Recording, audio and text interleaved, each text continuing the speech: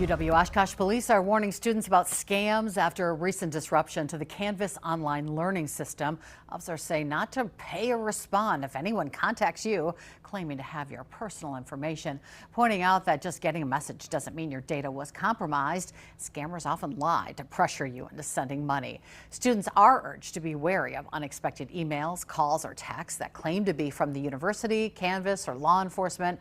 You should verify any message through official school channels before